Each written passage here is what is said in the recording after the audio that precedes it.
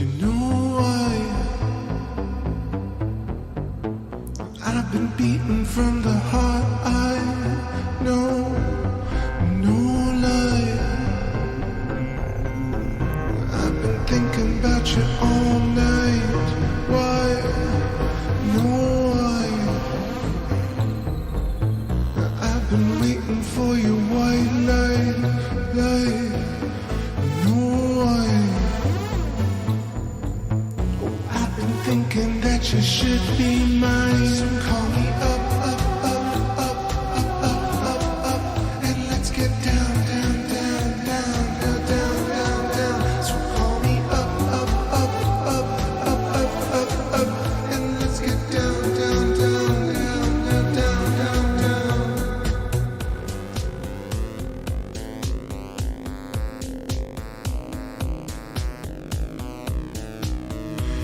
Oh, you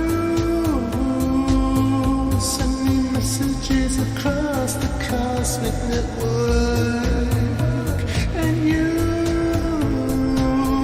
send me pictures from across the astral plane, and you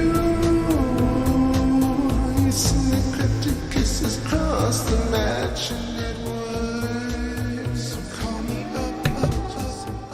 All right. What's up, everybody? Let me know if you can hear me okay. I had to set up real quick tonight. Let me lower this music a little bit. So I'm using a separate microphone and then desktop audio. So I'm going to sit far away enough where I see it's like not peaking. But anyway, quick rig tonight because it got dark so quickly. I was trying to get ready earlier, but I missed it. So here we go. Jupiter and Saturn setting. It is 6:36 p.m. Eastern, 12/12/2020. Cool numerology today. It's been a little bit. Been really busy with work, but I finally finished, and I was taking the weekend to relax. But of course, there's astronomy to be done. Jumping in here on the chat. So right now I got the 8-inch Nexstar 8 with the Sony A6 I got the focal reducer so we can see the wide shot, so the F6.3. I got the settings all the way wide, so ISO is really high up there, and the shutter is open. And we got Saturn in view. You can see Titan is the brightest to the left of Saturn, and then probably Dione, Rhea, Tethys, and Enceladus. But if we move down a little bit, you can see that Jupiter's right there, the bottom right corner. Alright, let's see. Almost in the same frame. I feel like I might be able to get it in a single frame come next week. Alright, jump in the chat like I said. What's up, Debbie Carson? You are first. What's up, Marky Rowe? What's up, Dennis? What's up, Ellie Wynn? How you doing? Pete DiMaggio. I'm as wide as I can, actually. I'm not zoomed in, really. So that we can see all the stars around the planets and also the moons. But you see Jupiter's looking amazing. Oh, nice, Mark. That's awesome. Yo, what's up, NGC? How's it going, lol? There are 12 days a year we agree on how the date is written. Nice observation. I love it. Well, I hope everybody's doing well tonight. We got some planets. I definitely thought it was going to be cloudy, but it got clear over here near Tampa, so nice. Hello, spacelings. Love it. Alright, so let me find out what these moons are. This is Jupiter, of course, and let's see what the altitude is so we know what's going to go on. So right now, Jupiter is at 19 degrees apparent altitude for me. Saturn at 19.5. So this is kind of the view we're going to have on the 21st, so I feel like, fingers crossed or whatever, plasma willing, we shall be able to see this great conjunction. However, for me, you know, there are these dates that people set, and it's like the maximum of this and the minimum of that, and for me it's like this is already pretty insane right here, right now. Seeing Jupiter and Saturn as close as like really anyone's seen them in the last like 1,000 years maybe, or who knows exactly. What's happening, Rastaman Lives? What's up, Dick Nixon? what are these lights that we look up at the sky? So let me see what the moons are around Jupiter right now. I'll tell you some more of these lights. So Ganymede at the top left, and then Europa, and then Io. That's Europa on the left, Io to the right, and then at the bottom Callisto's hanging out. And then what is the star that is kind of making a like triangle? That's HIP 98650, just named star. Howdy, howdy, see many crows. Yo, yo. Howdy, chat. What's up, Daryl? Nice to see you. Yeah, so we got a really cool configuration of Jupiter right here. And I kind of want to stay in the wide shot for a little bit. The other thing that's about to happen is I feel like the ISS is going to pass by underneath. And actually it's happening... No, that's Crew Dragon. Wait. Is that the right one? I feel like tons of satellites are going to happen in the next few minutes. Alright, so I'm going to step outside for a moment, see if I can capture some of these. I feel like ISS is coming through momentarily. So stick with me, I'm going to play some tunes here. I'll be back on the chat in a few minutes. I'm going to do Willpowered from the top. Actually, no, let's get into it with some Catch right out the gate, because I missed y'all.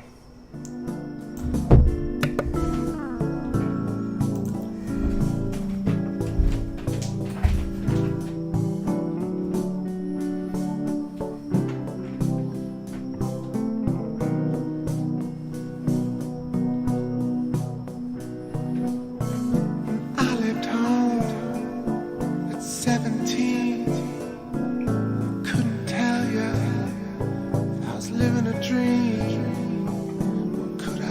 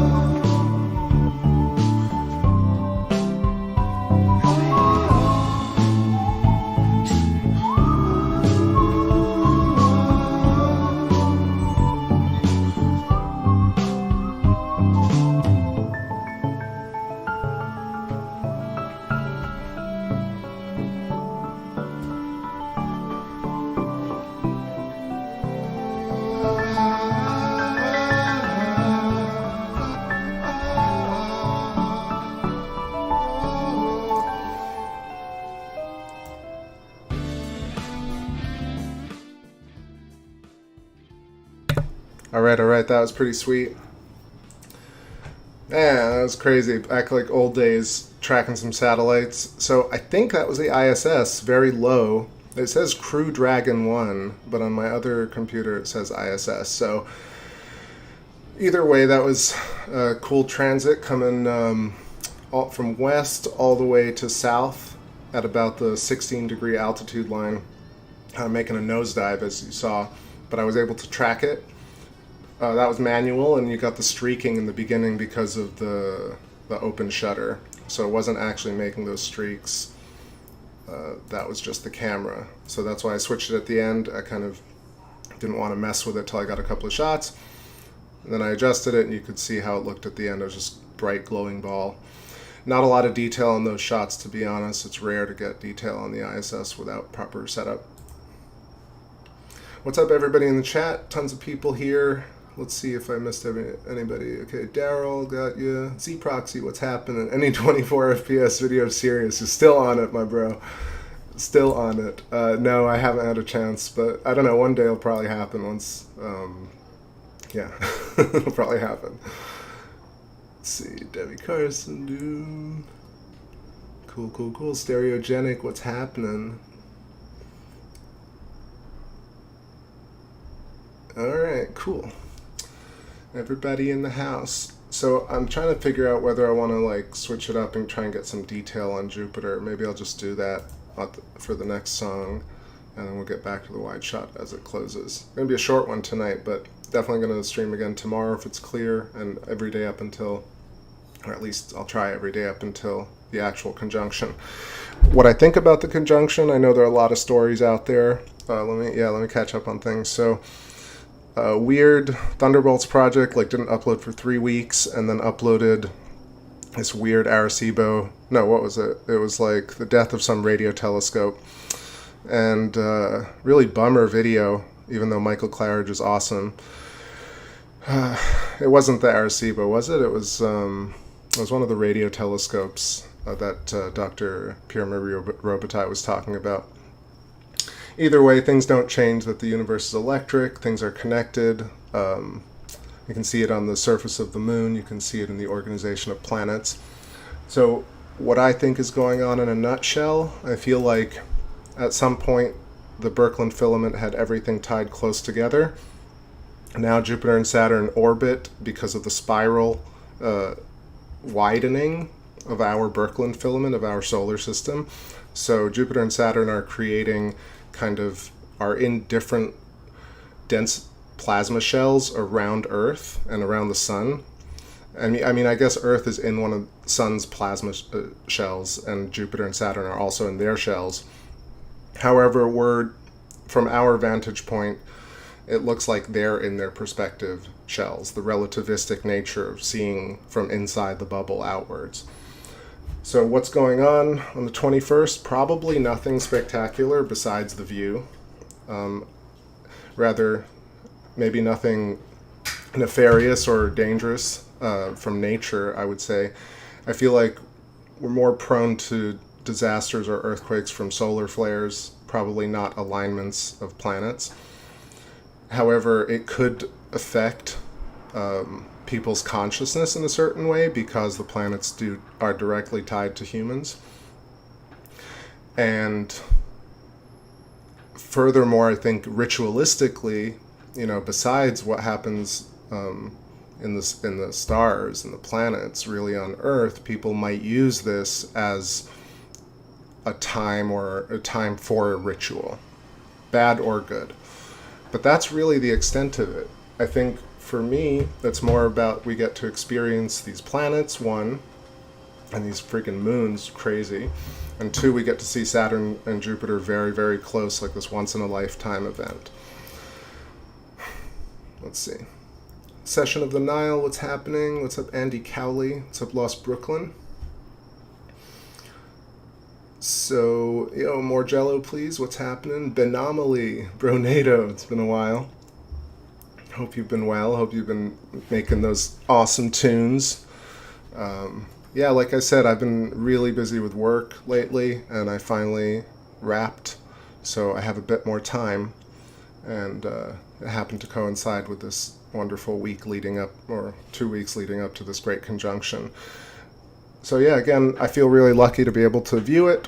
I don't think anything crazy is going to happen except we get to see this, which is crazy.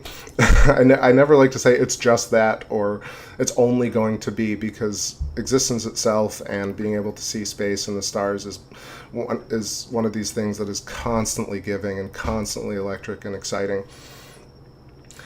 So I guess the way it affects us in a plasma way is in a plasma way. What is that English? The way it affects us via plasma, via the Birkeland filament, is that we are directly connected to Jupiter and Saturn. So ritualistically even, rituals are geometric and plasma related. You know, if you follow anything I've said in the past, you'll see that I kind of try and tie in culture and language and thoughts to the geometry. So we're not separate from our thoughts and our feelings and actions.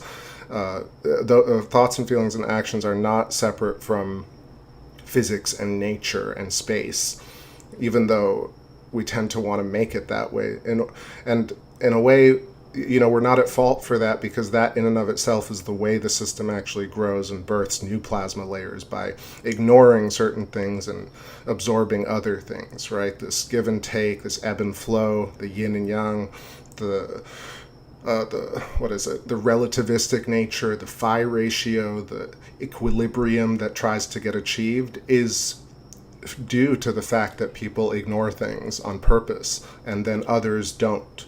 And then people ignore things, and then they don't ignore them. And this back and forth is what actually creates what I believe is our conscious reality. Let's see. Session of the Nile says, I think it will likely be a great split among people, those with good intentions. See, I don't believe that there is like this massive split like down the middle. I think that it's like 87% of people are pretty fine and good, and a very, very small group of people are super evil, and about 10% are kind of mid-range evil. And the reason it's like that is because this great terror and evil in this world stands out so harshly against the backdrop, which is mostly people are normal and good and average. It's almost like the page to the words. Think about how much ink it takes to write all these words on a page, but how much page is actually left in order to view the words. So I think the majority, when you think about the majority of things, it's a great visual representation to think about words on a page, because without the page, no words. Without the words, the page has no meaning, right? It's just emptiness. All right, time for a chat. Time for a song. Yeah, nothing's really going on. I haven't been seeing a lot of videos pop up. Tried to catch up last night. People ain't talking about the moon. They ain't talking about space. We're still here doing, well, I'm still here doing footage of space that space agencies should be doing. But who cares what they do, because we got this, we got tunes, we got vibes. And I know I'm going 1,000 miles an hour tonight, but I'm hyped. It's early, and yeah, got 30 minutes with the planets, so I'm going to keep it moving, keep it at a clip. Here's some Dreamfield. I haven't even listened to my own tunes in a month, so let's go.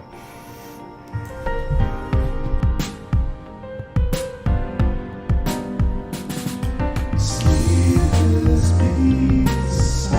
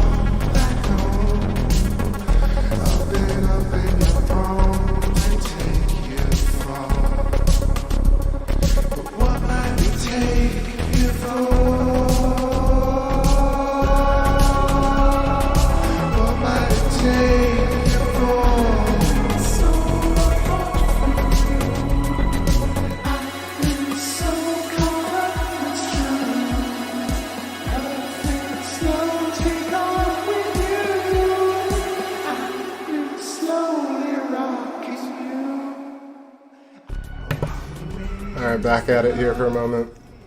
Just so I can tell you what's going on. Got massive turbulence because Jupiter and Saturn are basically already setting, and I have a little haze tonight. So that's what's going on with the visuals. That's not the focus or the scope. Want to hop in here and say what's up to everybody. I see lots of people. Hope everybody's doing great tonight. I missed you all. What's up, Val Zoran? Dankness, I love it. And Rick Dangerous, what's happening? Says, so Stellarium says 22nd. I think it's the 21st, but really all the days like from now up leading up till then and probably days after, it's going to be kind of peaking and careening off, right? So we're going to get some of the best shots of Jupiter and Saturn together probably in our lifetime. So even tonight, it's almost within the same frame. If I actually shot this on the 6 or the 4-inch, we would see them in the same camera frame. So if that's what y'all are looking for, we can do that. I'm going to try and figure out how to do it on this 8-inch for tomorrow. I can do it probably with an extender tube.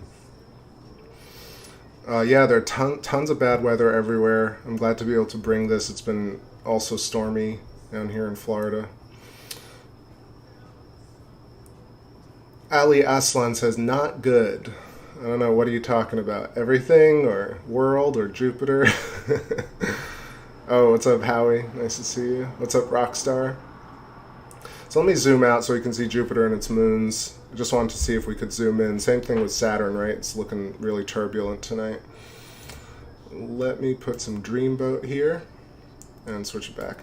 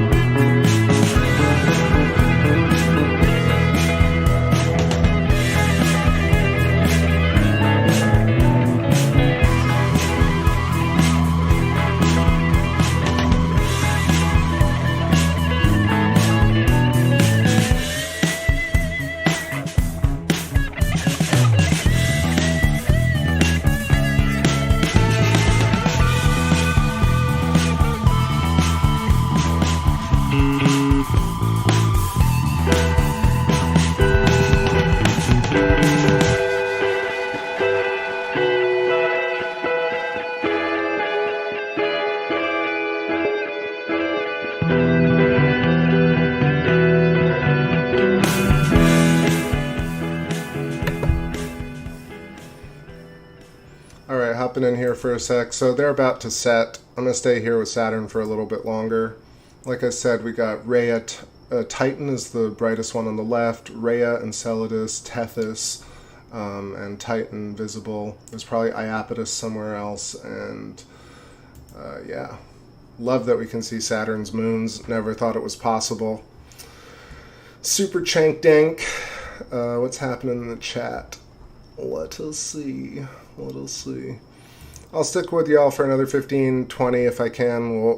Once the planet's set, I'll switch to some stars and chat with y'all. Let me know if you have any questions or thoughts. Yeah, missed all of the moon. There were so many nights where I was like, oh, let me set up. I set up and super cloudy. And then there were nights where I was like, it's going to be super cloudy. And then it was very clear. So not meant to be with the last moon set. But tonight is what, like 4.5%. So it's last-ish night of the moon. I think tomorrow, day after is new moon. And then I think Tuesday or Wednesday of next week, probably Wednesday, we'll be able to see the first crescent moon with Saturn and Jupiter. So I'll be setting up for that.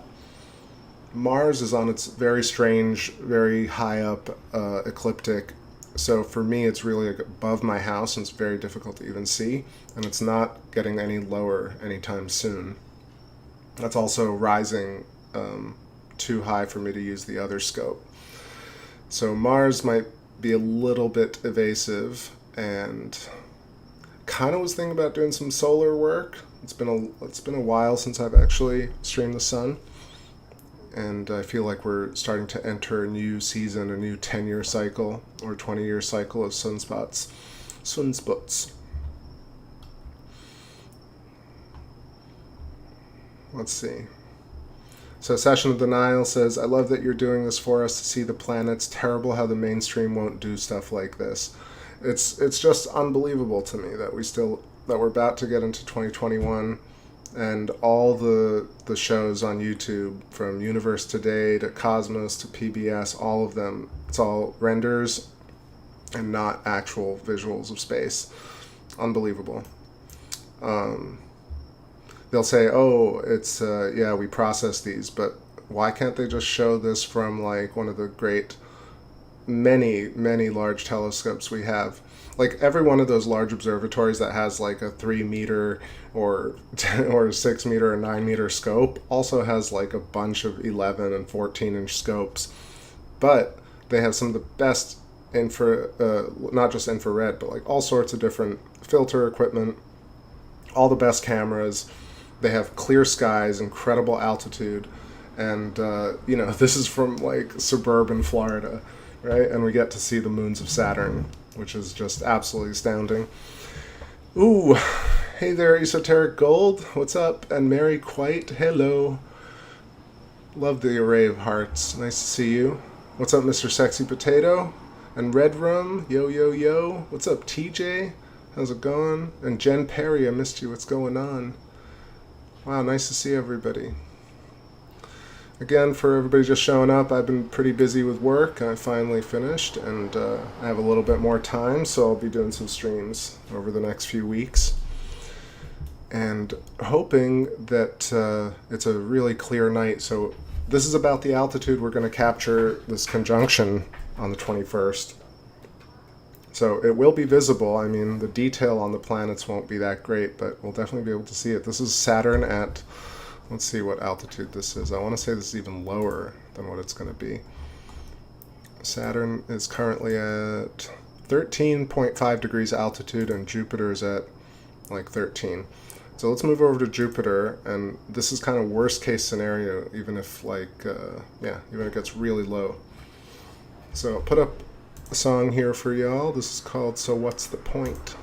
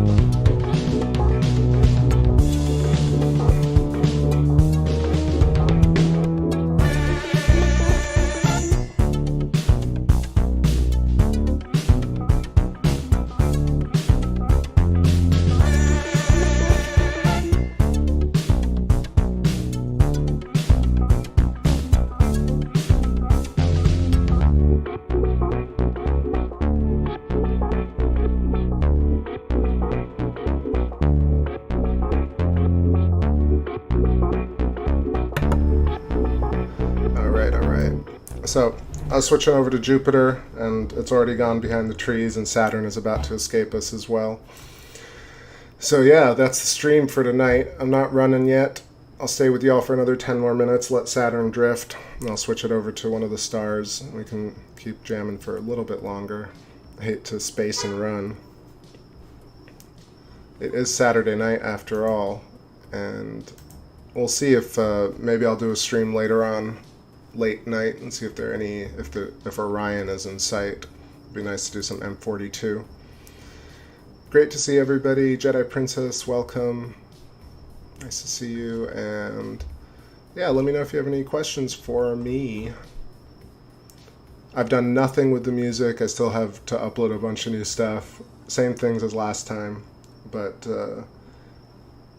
I'm excited to talk about the moon once the new cycle begins. Continue to talk about the hexagons, the lunar geology. Furthermore, talk about combining Rupert Sheldrake's work with Eileen McCusick's work and figuring out exactly what consciousness really is and how that really manifests for us. Seeing how that geometrically works and how it ties in with the moon, geology, and just the visual connection between consciousness and geometry.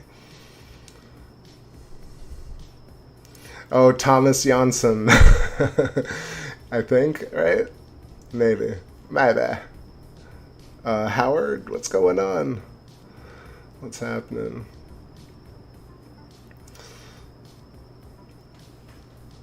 Alright, Saturn turns into a blob. And I'm looking for a tune. Let's do some YMI, and I'll find us a star to peep for a little bit.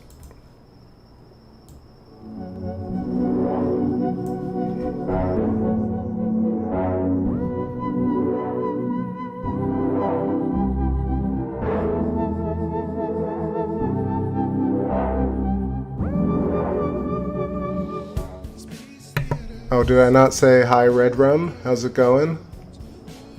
I didn't mean to miss out on anybody, alright? I never do.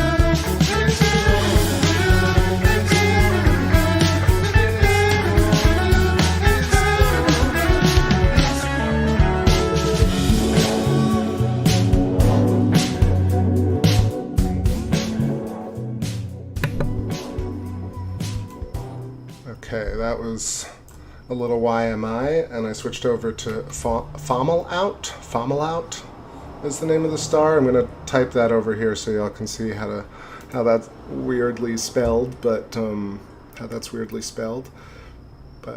let's see. Hey Ryan in North Carolina, what's happening? Yeah, let me write this down. And then what I'll do is I want to do some defocused star so we can see some of the atmospheric turbulence and the chromatic aberration.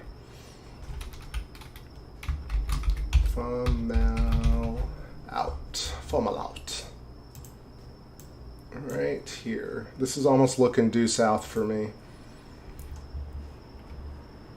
What is this? It is a magnitude 1.15 fallout in OS Pisces Meridiani. And yeah, what is this? Altitude of 30 degrees. Alright, a couple more tunes here and show with y'all before I go grab some dinner. I did Dreamboat, let's do some Feel For You.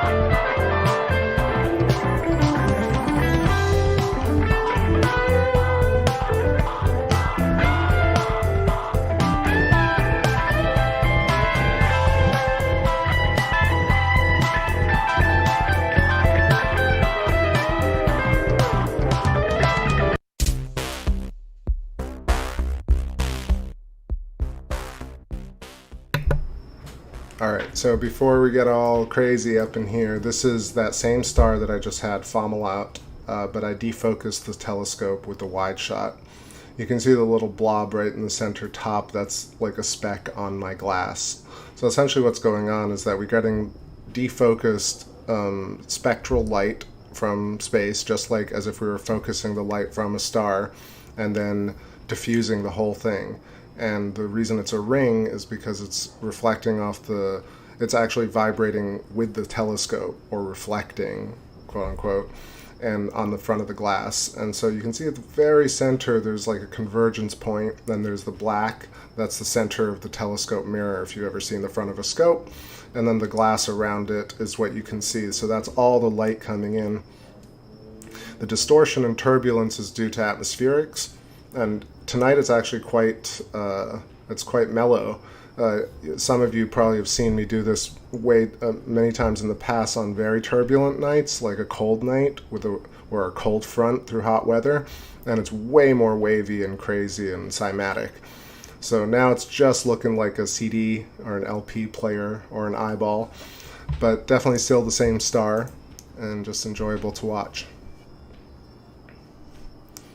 Exactly, this is the TakeBackSpace CD that Mary Quite has been waiting for. You can only play it in space on space. A special player for it. Esoteric Gold says, I will encourage my anti-gravity science technologies pursuit. I want my anti-gravity skateboard that was promised during Back to the Future days. I personally believe we have those already. And I think all the anti-gravity stuff that people have seen is already human stuff. Actually, it reminds me of like what came out recently, not to spread stuff that I know is propaganda, but of course there was an article that was related to ufology. I'm not going to quote the source or what it said, but I'm sure some of you saw it. Either way, it's so unverified and so much garbage in that article that I can't believe it like was released into the public. But then of course I know that it's released intentionally to screw with people's heads. Case in point, I think there's just one aspect of it that I can talk about, which I've talked about many times, which is the fact that there's this idea that somehow Earth is not cool enough for aliens, right? The aliens would come to Earth and be like, oh man, this is a total shithole, I'm getting the heck out of here. So what does that mean, right? What does that even imply? It means like people are terrible? It means Earth itself is terrible? What does it actually imply? If you really follow that thought process through, you realize that it's like an idiotic statement. It's one of these things that's there just to divide people. It's not even funny, right? It's not even cynical. It's cynicism is funny to some degree. Like we could sit here and laugh all day about multimillionaires never buying a telescope. Like that's funny. But telling people that, oh yeah, highly intelligent, empathetic, brilliant life that's figured out space travel and all this stuff is going to come to Earth and say, all of you guys suck, I'm out of here. And they chuckle about it. So I'm judging you if you say shit like that, then whatever. Sorry if you take offense to it, but that's how I feel about it. Because I feel like, yes, there are some really terrible people, and yes, Earth is basically kind of an industrial civilization, and we have a lot of waste. However, it's really insulting to think that two things. One, that species from another planet would come and be immediately better than us, which is ridiculous. And then two, that they would hate us, which is also equally ridiculous. And then furthermore, that they would come to Earth and talk to government officials, which is the most absurd part of it, right? Of course they wouldn't come to Earth and talk to government officials. They'd come and talk to people who understood where they were coming from, people who'd be kind to them, right? People don't find comfort in government. People find terror in government. So aliens would absolutely never come and talk to only officials. They would absolutely not talk to channelers either. They would talk to regular people who would accept them as who they were, because especially if they had telepathic communication. And then you have this whole other subset of, I want to say, like people who don't do any research, but really this idea that faster than the speed of light travel, that aliens, they must have mastered the speed of light. Also completely idiotic. Light doesn't travel. There are no crafts that need to go as fast as the speed of light. If you study quantum mechanics, you realize that every single particle of a person is already moving and interacting with the ether at the speed of light, or near the speed of light. So the speed of light is required for consciousness to work. So it's almost this really just a meaningless statement. So what else? So many things about the whole ufology conspiracy is just so ridiculous, and it's so much more likely that humans had access to this technology a long time ago. They made custom UFO anti-gravitic craft using sympathetic resonance. These are akin to vehicles that you've seen in all these movies, and it doesn't make them better than other people. It just gives them anti-gravitic devices, right? Does it make you smarter if you have an anti-gravity device? Lots of people are rich and they have things that you don't. It doesn't make them nicer or smarter. It just makes them richer. Like, to me, it's highly insane that somehow people who have anti-gravitic craft are somehow better than us, or smarter, or nicer, or better musicians. They could be, but likely they just are richer. So, yeah. some thoughts on that article and the whole hype around it. Also, the final kind of nail in this coffin is really the salvationism aspect, where like people are just waiting for aliens and alien disclosure in order to feel good about the world, when you could just feel good about it right now. All right, jumping back in the chat. Esoteric Gold says, so why are we seeing a donut? So I'm going to change the focus right now. The donut is the front of the telescope. So if you look up Nexstar 8 telescope, you'll see the front has this black disc in the middle that holds the mirror in place, holds the front glass in place. And that's exactly what you're seeing. You're getting diffuse light on the whole front of the telescope, and the middle is actually blocked out because of the black screw that holds the mirror in place. Once you kind of tune the scope and you focus the internal mirror, it actually syncs up with the front glass, and it converges the light to a single point. The way that actually happens is in those kind of rarefactions and compression of the wavefront that I've drawn. From a certain point, you have expansion of a wave, compression of a wave, expansion of a wave, compression of a wave. Same way if you visualize a Birkeland filament coming from the top of your head and leaving through your feet. Your head is a bubble, the neck is a pinch, the shoulders are a bubble, the waist is a pinch, the hips are a bubble, the legs are a pinch, and each of the limbs have the same structure. We're basically beans. Basically string beans. Electric, sweet string beans. Federation of Light, Galactic Federation. It's so idiotic sounding, right? Like, I don't know. Just sounds like a sector of Federation of Scientology. Look, I don't mean to knock people's religions, because I have my own beliefs that people definitely think are weird and quirky. Actually, let me set the scope for a second.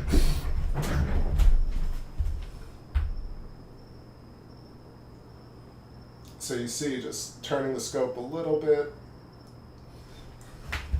All right, so Fomalhaut, right? Very bright plasmoid pinch along a Birkeland filament. What you don't see is the root system going through, right? But there are tons and tons of root systems. Fomalhaut's been a plasmoid for years and years and years. Billions or hundreds, whatever it may be, very long, right? Longer than any of us. And so, or maybe not, maybe only within our consciousness Fomalhaut exists. However, the pinch of light, right, is such that it's coming at us along this Birkeland filament. So from your eyeball, there's a coaxial Birkeland filament going directly to Fomalhaut right now, absolutely shattering this notion of speed of light and light traveling for years and years and years to get to us. I think right now we are directly connected. Now, there is this idea, there are all these experiments. People think, oh, you're crazy. What do you mean light doesn't travel? It travels. All these experiments and speed relativity and all this shit. Okay, but not really, right? What's really happening is right now we're looking at Fomalhaut and it's there. That's really what's happening. The kind of notion that, oh, the light has been traveling for trillions of years and it's just receiving us now is just an idea. It's very a grand way of keeping people orphaned from space, from the celestial creatures that are these stars, right? What's really happening is we're directly connected to these stars and planets and the moon at the instant that we see them. Whether the math wants to derive this kind of speed of light, or the distance light travels along a Birkeland vector, and say that that's how old it is really conceptual. Now, it sounds really good, and I'm sure there's math to back it up, but there's a lot of math that can be math salad. All right, math salad are just ways of defining things that they don't understand. But for me, the simplest way of looking at it is knowing that we're seeing the star right now, and anything beyond that is conjecture. Howard Ewing says, Project Blue beam me up, Scotty. I know, right? Blue Diamond Philip beam. Let's see. Rune Thorson, what's happening? Tinder works. Yep, not in space though. Well, maybe space Tinder. And you have a Doge Jedi Princess. I love these kind of dogs. Petra. It's a great name. It's a place in Egypt. I do not have any pets, but I always think about getting a cat. Genghis Khan, what's happening? Nice to see you. Good energy to the TBS tribe. Alright, let me know if I missed you in the chat or if you have any other thoughts on what I was talking about. But certainly, if there are aliens, they're very much like a derivation of the sacred geometry. I don't even want to use that word, from the conjugate integral geometry inherent in all things, the torus and the hourglass shape.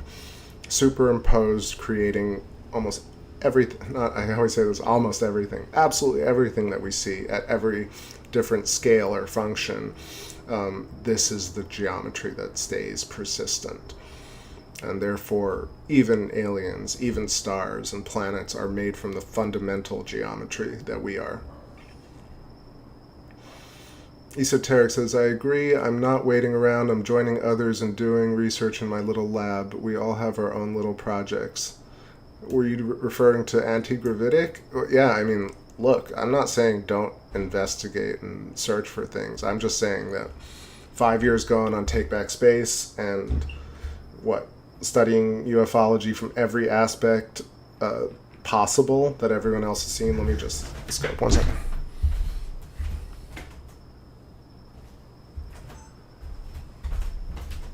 I don't think there's a ufology like story or notion or rabbit hole that I haven't been down and out of, and everything leads back to a singular source.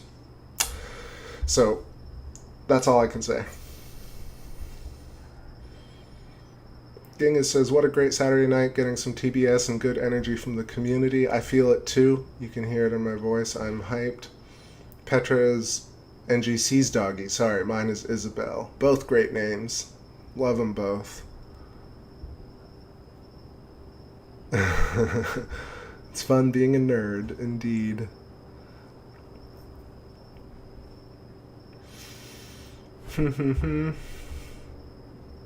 Alright, let's play a tune here.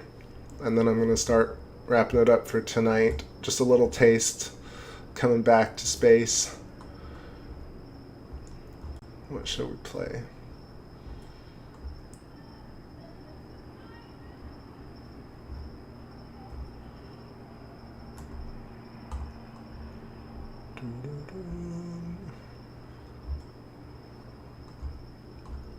I don't know, man. Listen.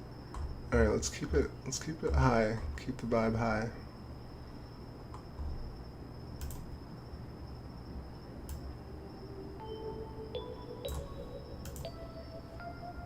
This is a deep cut.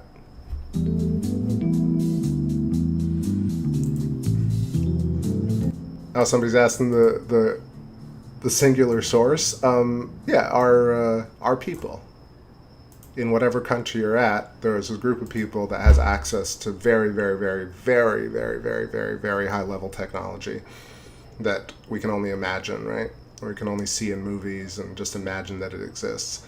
But then there's a group of people that has it, and they have no reason to share it with the general public.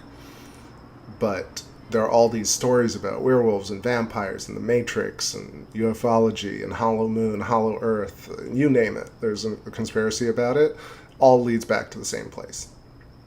Small group of people have access to all the high-level tech, no reason for them to share it.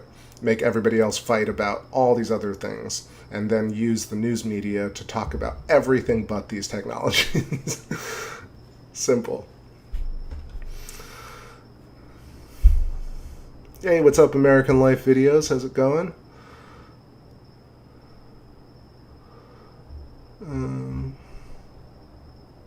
I mean, tell me if you disagree with me and tell me why, but I have my reasons, mostly because that seems the most logical to me, right? We've seen all these things. Everybody's seen a UFO of some sort. I even have video of things that we can't explain, right? No agency comes to my video and says, okay, yeah, that was the fueling docking station. Oh, yeah, that was like a set of balloons. Here's an actual photo enhanced, right? So we have these videos that are quote-unquote UFOs. But it would make way more sense that the people who actually already advertise that they deal with very advanced aircraft have much more advanced aircraft that they don't tell you about. Right? Like the iPhone. The iPhone, there's probably a way more advanced version of the iPhone right now that you won't even know about for like 2 years, 3 years, 5 maybe, right? And when they have that one, they'll have one that's even more advanced than that, smaller and faster and better batteries. And who's lurking out there? Nobody. It's us. I mean, it's the same as like I'm one of the few people that doesn't like to say it's just or it's only. But in this particular case, because I think that like stars and the moon and planets are like so much more interesting than what a bunch of rich people are doing with technology, that like I'm fine if the trickle down is me being able to have like a streaming software and a telescope to be able to see this stuff. Fine. Rune Thorson says it plays into the hidden land theories, but that's not a theory, right? Like the problem I have with the whole hidden land thing and the projection moon and Antarctica and all this stuff. Look, I mean, I started off on that stuff, but it makes no point because of course there's hidden land, right? Absolutely 100%. So why keep the idea of like somehow there's a group of people are going to stumble across hidden land or like people who live on these hidden lands and these paradise like who bathe in baby blood and live forever. They're going to somehow like crack one day and tell people about it. Never. It's never going to happen. Ellie says, thank you for that improvised music reading from previous vid. I loved it. So nutritious. Oh, I'm so happy. Like, that was really fun. Again, like, let's see. I think what is the 21st, 22nd is going to be, like, maybe first quarter moon. So I'll be back on the 11th towards the New Year's stream, probably. We'll do, like, a long New Year's show where I play live.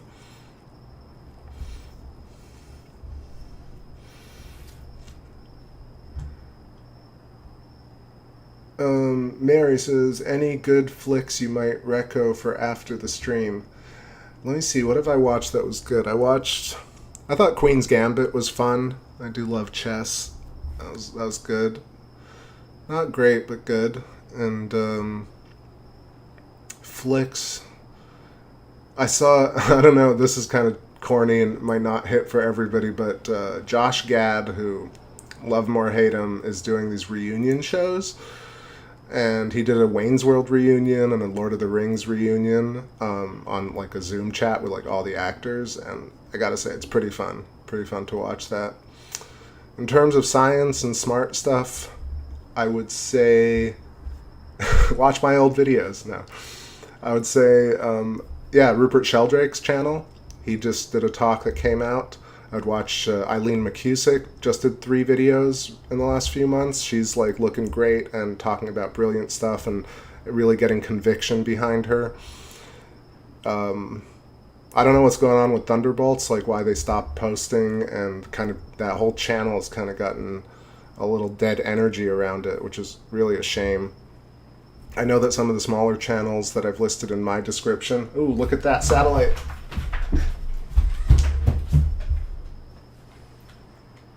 Shit, did I miss it?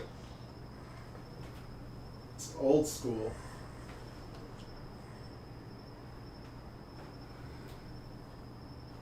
Yeah, missed it. What a shame. Well, we caught it for a second. I don't even know what that was. I can't see it in real life, but that was a cool little satellite transit like old days. Let me check Stellarium right here for a moment and see if I can track what that was. Any other... yeah, ooh, there it was. Where was it? Come back. Nope. I love it. Stellarium actually has it. That's the Starlink 1774 NORAD satellite. So that actually is on point. See, so, satellites do exist. Somehow... sometimes they are tracked and you can find them. So that like any other year, I would have thought, oh my God, what's up, Star Brother? What's up, UFO Brother? But that's like a spy satellite, which is even weirder and crazier, right? It's not just a spy satellite. It's like a spy satellite that we can see from the ground using a telescope. That's freaking nuts.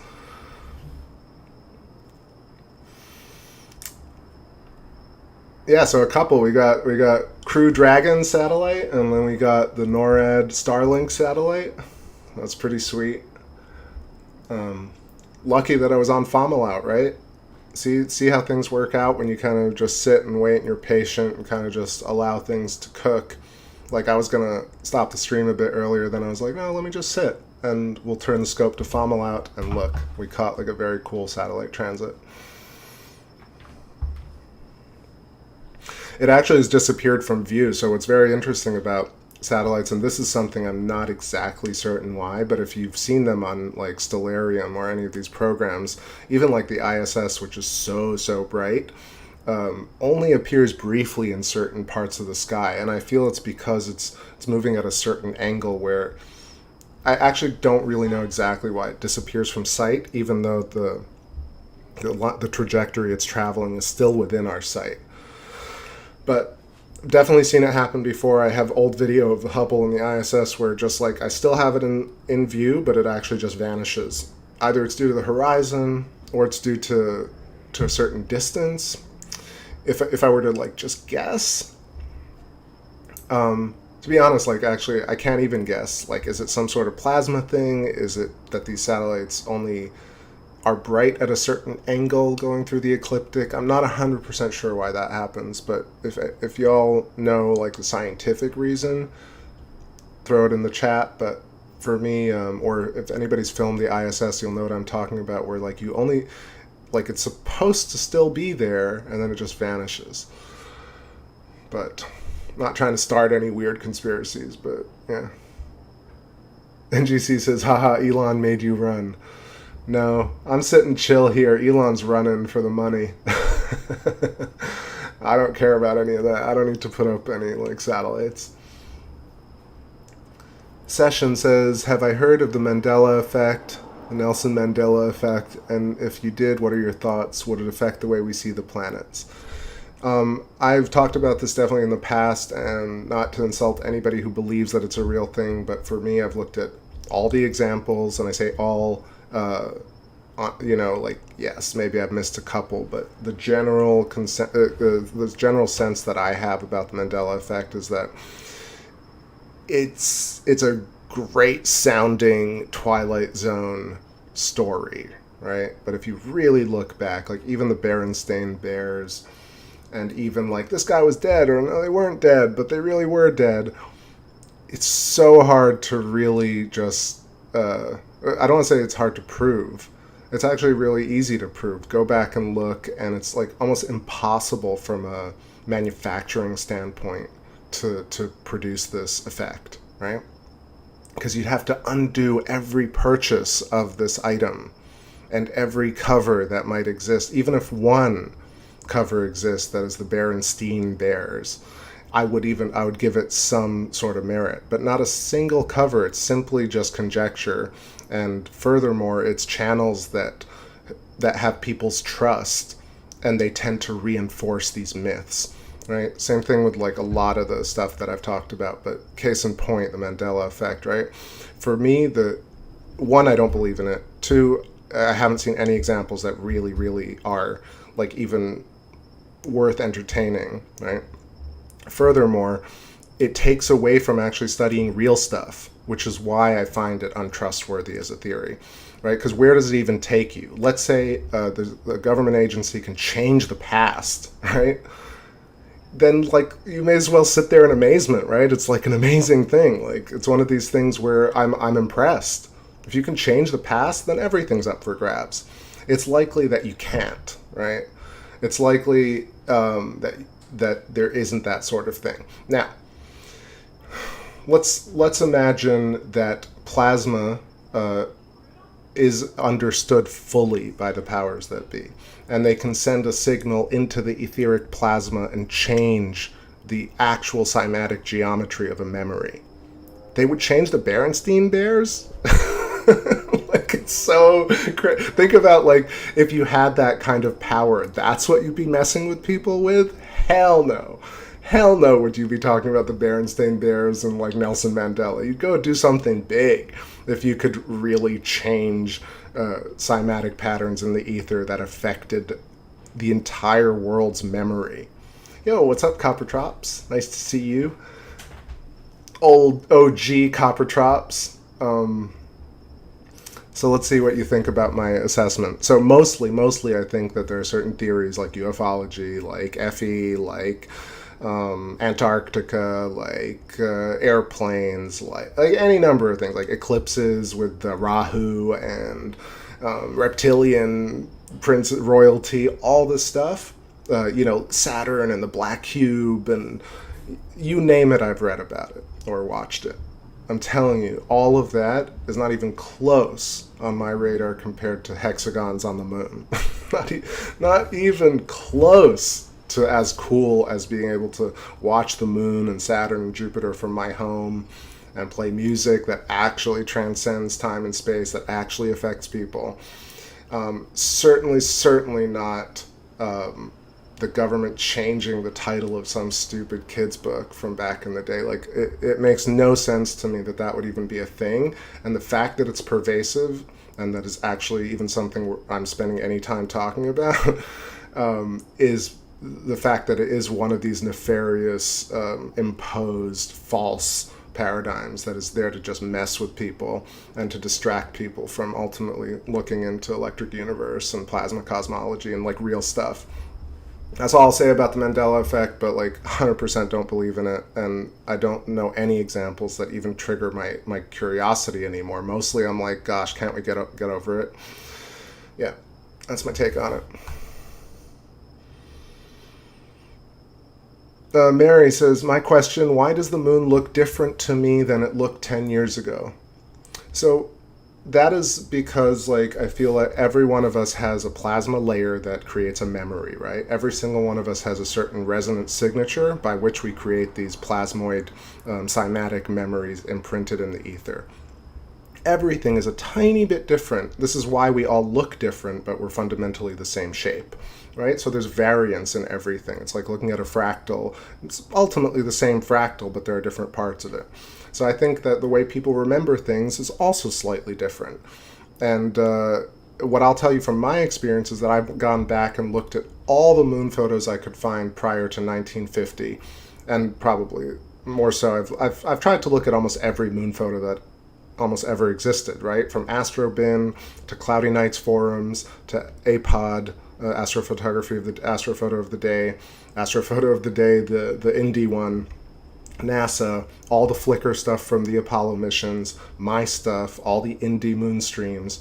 I've looked at almost everything moon related, and it looks basically identical throughout to me, if you put the data side by side.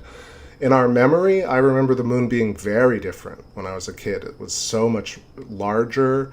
It seems a certain way, but when you actually type in, like, Guerrero photo or, like, photo of the moon from the 40s, put it up next to one of my streams, you'll see that it's identical to the point where it's almost comforting because it's so consistent versus the opposite.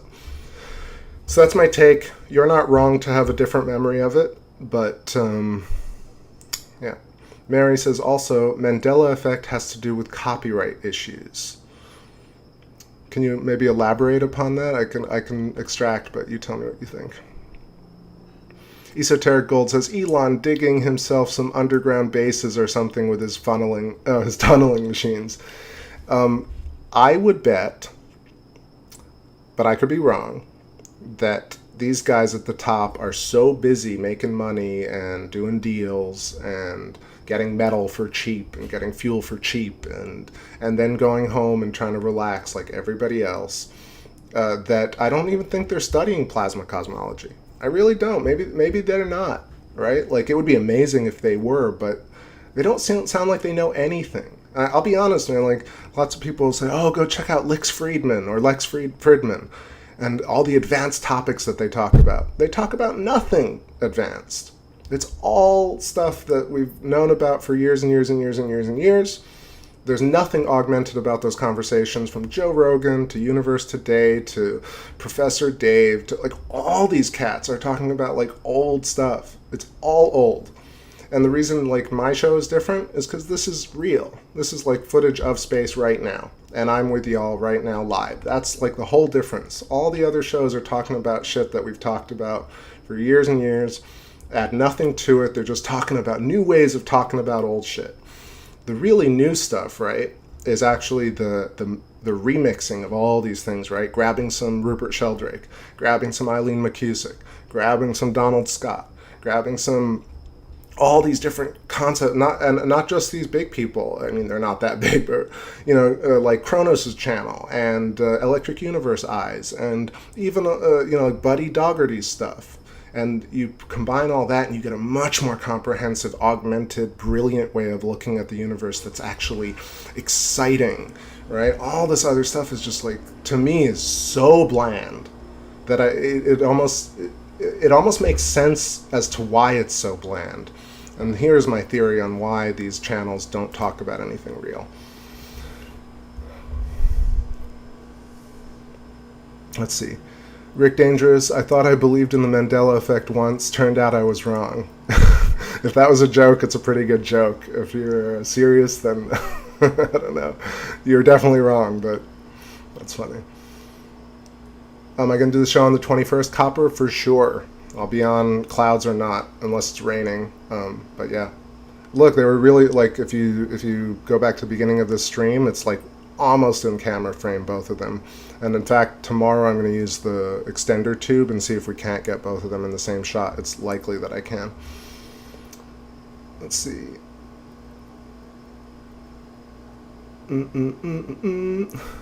Howard Ewing says, I asked my friend if Uranus going to be jealous of Jupiter F Saturn. I can't believe I said that out loud. Session of the Nile says, you have a great point on that, lol. I also felt it was a distraction. It was purposely done to keep people from really searching into 100% for me. Like, I know that people don't like hearing that, but man, it's such a cool story, but like it has no real weight to it except to make people be like, oh man, the government can like change the past. Holy shit. I'm so weak and they're so strong. That's the implication, right? But in fact, no. Okay. Mary says, the difference in the view of the moon in relation to my geographical location. That 100%, okay, I'm going to stop saying that. That, to me, makes a lot of sense. The moon viewed from different parts of Earth has its own, has a perception, of course. If you just try and relate it to what I'm talking about in terms of the physics of it, right? The moon sympathetically resonates. It sends and receives light in different ways, and that light enters our atmosphere and interacts with Earth from different parts of Earth, which means different magnetism, different resonance, right? So optics is sympathetic resonance. If resonance is different, let's say in Antarctica or Africa versus America, the moon will look slightly different in terms of the sky, or in terms of even your memory and consciousness, right? Consciousness is affected by this. Or vice versa. Your consciousness affects it. Genghis Khan says, Elon's tunnel machines are probably for the moon or Mars. Again, okay, wait, let's talk about this. So, totally confusing system that we have right now where there's somehow a moon mission and tons of rovers on Mars, right? But it's also impossible for America to send a rover to the moon, right? Publicly. So for me, it's either that it's impossible or that it's totally possible and easy. Now this gets into the whole like hidden space agenda and all this stuff, and people have talked about it endlessly, but it's hard for me to make a real judgment on it. It's although I lean towards it is likely easy, and the public side of it is one of these things that will never really be revealed.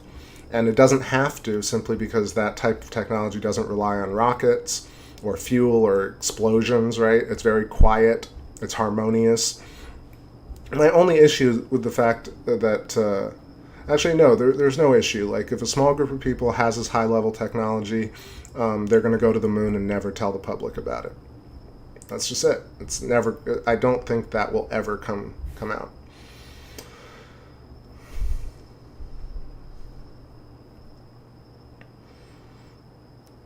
Yeah, I know you keep saying you want to see me in the chat, but I don't know. Maybe one day, but not now. See, if I get on the chat and like it's showing me, then the show becomes about like what I look like and not really what I'm talking about. And this way, I keep it under. I keep a little bit of privacy, but I also keep this show really focused on like talking and space. Right?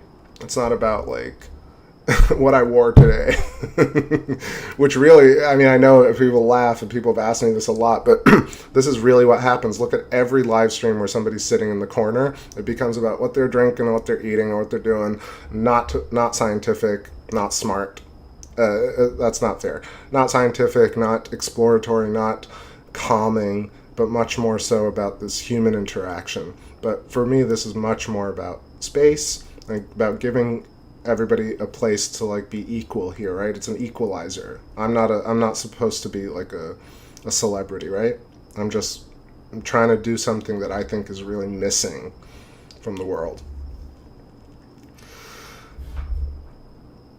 I'm okay looking. I'm not terrible looking. Genghis Khan says, yeah, what became of that Israeli going public? 93-year-old ex-dude talked about the same stuff I heard 10 years ago on Disclosure Project from Stephen Greer and those same guys. Galactic Federation somehow thinks that Earth sucks and aliens come and traverse space and they meet with government officials, right, who are super uncool and who are evil, right? They don't come and talk to smart, good people who work on planet Earth, right? And they also come to Earth with sarcasm and cynicism, but they also overcome space travel.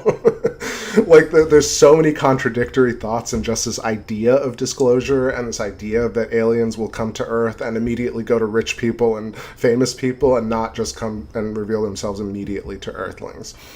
I don't think that's really the case, even though I used to imagine that. Like, it doesn't make any sense, actually. If you're that evolved, you're going to reveal yourself unless you don't exist. But also, furthermore, that article has no data at all. I heard the same Galactic Federation stuff from Lightworkers back in 2009, right? Nothing has happened since then, and likely nothing will happen in terms of disclosure in the next 10 years. Likely because they're going to, the people who have the very high level technology will roll it out slowly over the next 10 years, and you'll pay for it ultimately, and you won't even know that it is this advanced tech that you're imagining today.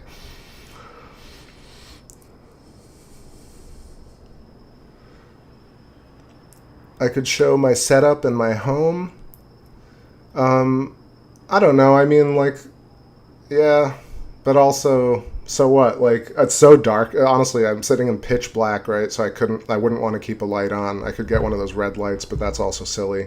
And then it's taking bandwidth from the computer, right? I've thought about this a lot. Maybe one day I'll do a live show with y'all, but likely I kind of like this ability to keep myself out of it and also have a bit of privacy. My home is just a humble little studio, so it's like not really anything to gawk at.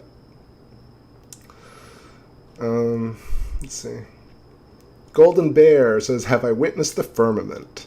So, depends on what you mean by the firmament, but like, if you imagine it to be a thick glass sheet that covers the entire Earth, then I don't think that exists.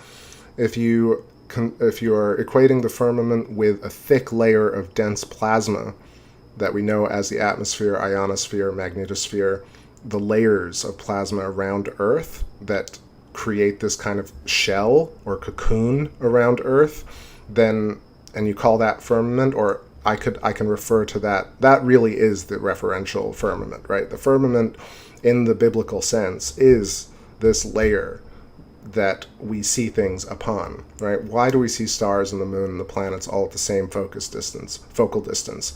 It's because the light coming or resonating with Earth is resonating off this thin layer, or compared to Earth, a thin layer of plasma, dense plasma, which is misconstrued in the flat Earth concept, in my opinion, as the glass ceiling or whatever shell that covers Earth, right? Or the projection for the moon hologram or any of these things. but it makes no sense. What makes a lot more sense to me is that there is this thin layer of plasma. Exactly. NGC says the cover picture, right? When I had this star, right? Let's turn it a bit and I'll show you.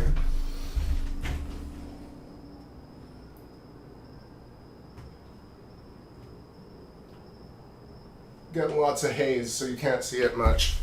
But anyway, I've had streams before where you see this very clearly, but you'll see turbulence, right? This turbulence is from a thick atmospheric layer.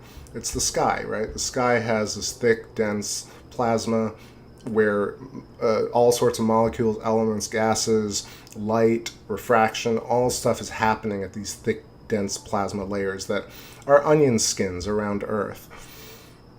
And so I think that's what the firmament is. It's real, but it's definitely not a glass sky. It's definitely not like an encasing around a flat Earth. It's a sphere around another sphere. It's like a thin bubble of information and plasma, or rather information encoded in plasma. Okay.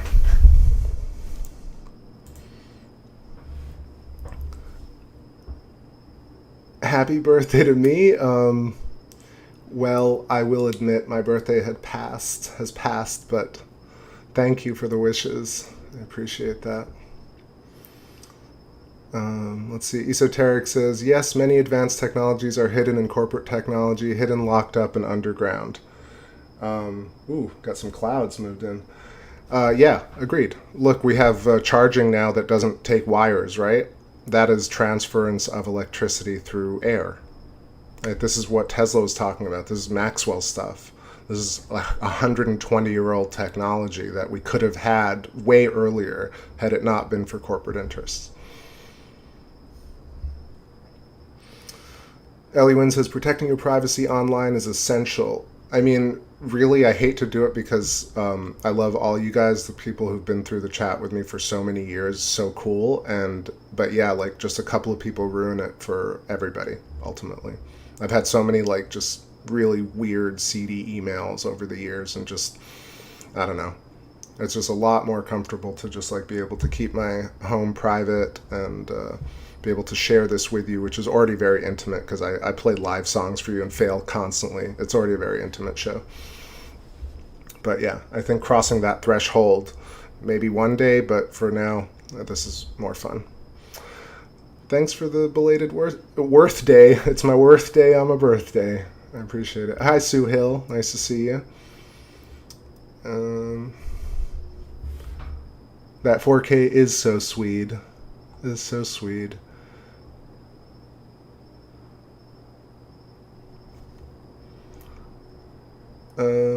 Okay. I think I've answered almost everything. Wait, TJ says, how do you know you don't want to be seen? Oh yeah, let's see. Bland is the opposite of dank, Ellie Wynn. Hell yeah. I don't know about Mars, man. It's so crazy. And I see Douglas Perry in there. Sorry, I missed you. Welcome.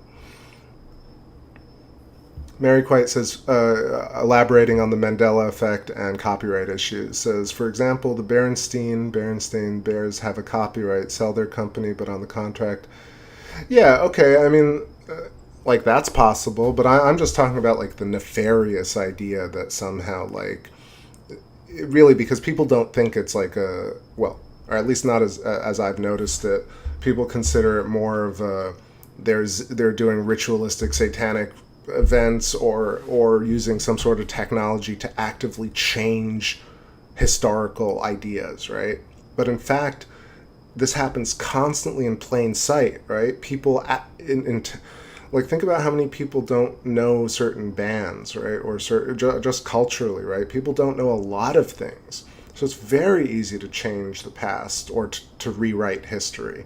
So for me, the Mandela effect is both untrue in its nefarious conspiracy form, but very, very true in terms of how the people who are very rich and powerful constantly rewrite history for their own financial or power gains.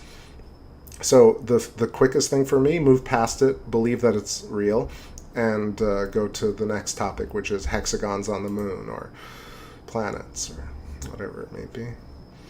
Let's strut. Yes, that sounds good. Well, also I can't see y'all either. I know. I mean, it's all good. This is like the way it. Ultimately, I think like all walls will be broken down, right, and no one will be special. But for now, we still got a little privacy left. I was laughing. I was writing a song the other day that's like, I lived in this world wait, what was it? I got to experience Earth before it completely sucked. Was the idea? Right before it turned into total shit. I got to experience Earth while it was still cool. It's our last generation of cool music. Let's see. Session says, I think it's tech that's even way older than Tesla's time. I just mean like in recorded history. Yeah, definitely. I think all sorts of different technology, high technologies and low technologies have existed over the years, right? It's both. And last couple here. I really appreciate everybody respecting my privacy. It is really important to me. So thank you all. And I will play Strut momentarily. Let me see if I missed anything. Yeah, I mean, I would do this all the time if I kind of wanted to make money off of it. But in fact, it's one of those things where I've been very, very strict about this with myself, about like not introducing super chat, not having ads, not selling t-shirts. You know, it would be really easy to do it, right? And all of you are super kind and like have bought a lot of my music, right? But even that was just very kind, right? Like, and I'm also a musician, so I find that okay. But charging people for space stuff is like so bad, right? Everybody's doing it, and it just makes this different. And that's and for me, space should really be one of these things that's a free public service, right? Like, it should not be paid media. If you go to any of these blogs now, it's like 100 ads to read half an article that's not really news, right? And here, what have we, an hour and a half, I've talked to you about every conspiracy and science, and we looked at planets, right? And we listened to dope music in an hour and a half, like way more content than any of these other channels. I mean, I'll say it out, like, I don't care, people can judge me, but it's true. I enjoy it far more. So I do it both for enjoyment and pleasure, but also I feel it's like this duty of mine, right? I get to do this, therefore I have to do it. Let's see. Donald Yates, what's happening? Grand Canyon. Not sure what that's in reference to. Is that Electric Universe stuff, or? It's only you who knows when you fails. We have no idea when you jamming what is right or not. Well, I know, right? And I tell y'all when I screw up. So I don't know. I think it's actually super interesting. Like, writing for TakeBackSpace got me better at writing. And a lot of the times I'm actually imagining like the space video, but also I'm imagining the reaction from the chat. And I'm trying to see like what will go well with the video, but also like what people will react to. And a lot of those songs stem from that inspiration. And for me, it's been the greatest well of being able, like, creativity well, to be honest.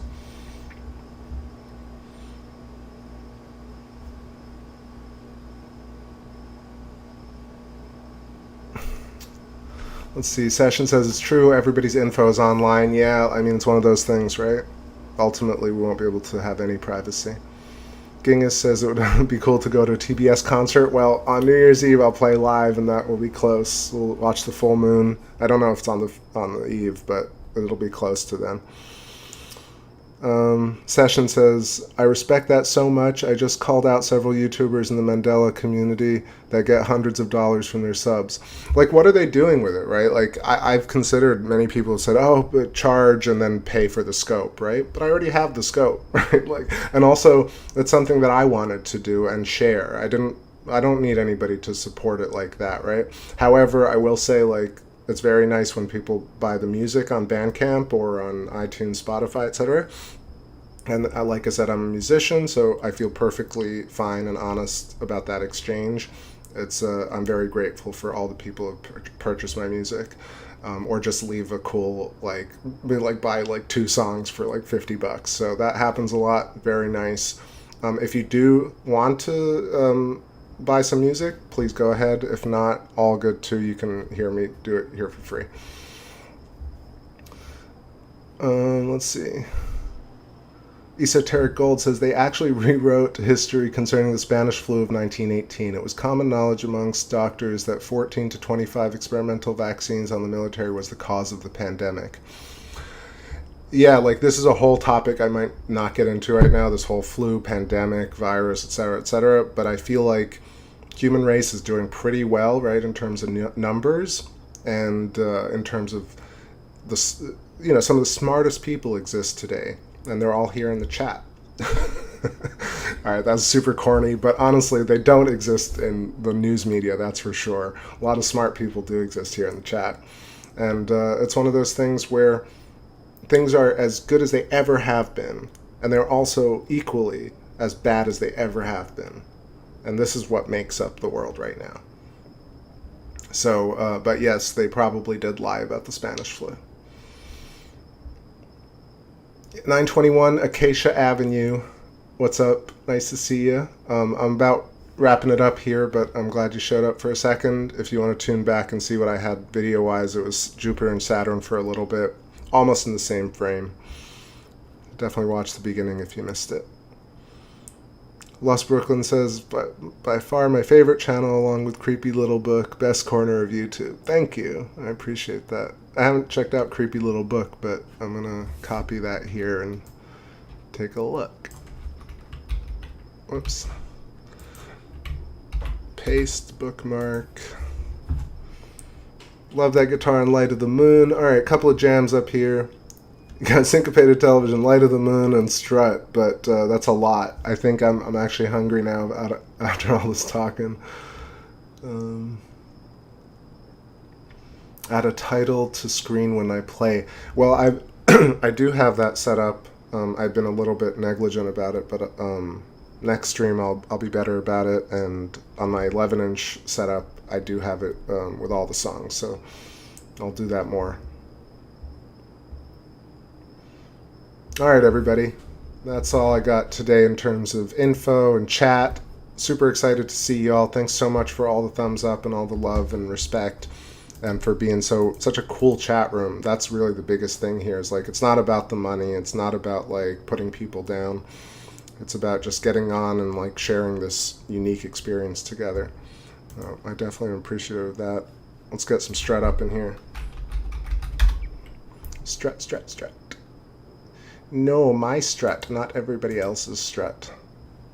Really, I gotta get off, what is this, SoundCloud? It's terrible. It's like, show me my things. No, how about all these other terrible artists? No, just my stuff. No, all this other terrible stuff. Except for Benomaly, who's pretty awesome.